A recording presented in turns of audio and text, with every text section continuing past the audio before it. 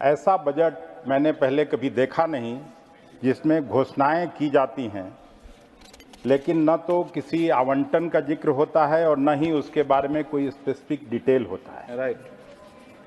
मैं बिहार से आता हूं, महादेव की कृपा से, और मैं पहले बिहार की बात करना चाहता हूं। बीजेपी की सहयोगी वहां सत्ताधारी दल इस बजट से लहालोट है कि बिहार को बड़ा भारी पैकेज मिल गया।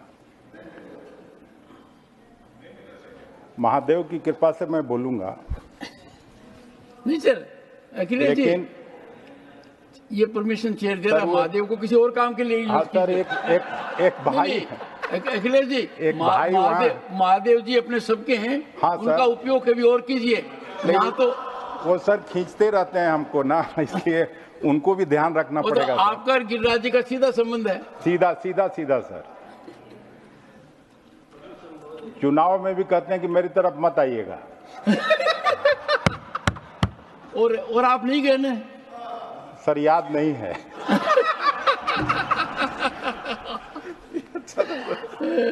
लेकिन सर,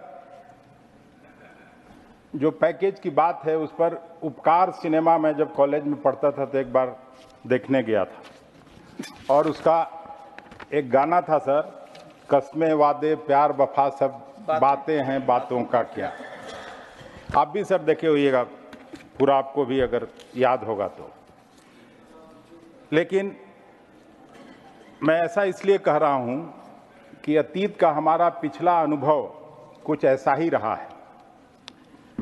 हम लोगों के प्रधानमंत्री जी बिहार में साल 2015 में गांधी मैदान की एक बड़ी रैली में, रैली का पूरा दृश्य गिरिराज बाबू को भी याद होगा, वो थे मंच पर इसलिए उनको और ज़्यादा याद होगा। पूरे बिहार की जनता ने देखा था जब ऐसा लग रहा था कि प्रधानमंत्री जी बिहार की बोली लगा रहे हैं। पूछ रहे थे कितना चाहिए, 10 करोड़, 20 करोड़, 50 करोड़, अच्छा चलिए 1,25,000 करोड़। ऐसा पैकेज का घोषणा सब लोगों ने देखा बिहार में। पता नहीं उस काल्पनिक पैकेज का क्या हुआ। वित्त मंत्री जी ये यील्ड करें तो महादेव की कृपा से हम बैठेंगे तब ना। इनके बाद भी मौका दूंगा। इसके पहले साल 2014 में मोतिहारी में माननीय प्रधानमंत्री जी चुनावी सभा में बोलकर आए थे। वहाँ शुगर केन का इलाका है सर, और एक चीनी मिल था कि अगली बार जब मैं आऊँगा तो ये चीनी मिल चलता हुआ आपको दिखेगा और मैं इसी चीनी मिल के चीनी से चाय पीऊँगा।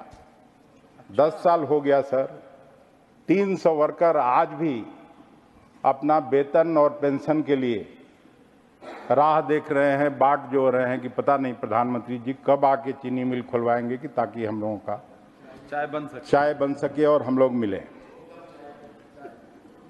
मैं सरकार और वित्त मंत्री जी से इस मौके पर मांग करता हूं कि आप जो पूर्वोदय स्कीम का नया जुमला लेकर आए हैं, उसके पहले जनता आपसे यह कहना चाहती है कि प्रधानमंत्री जी बिहार के लोगों से किए गए पुराने वायदे को पूरा करने का काम करें। महोदय, एक और बात हम कहना चाहेंगे। बिहार में अभी जो सो कॉल्ड डबल इंजन की सरकार है, उसमें सरकारी कामों की जो हालत है उससे भी सभी लोग वाकिफ है।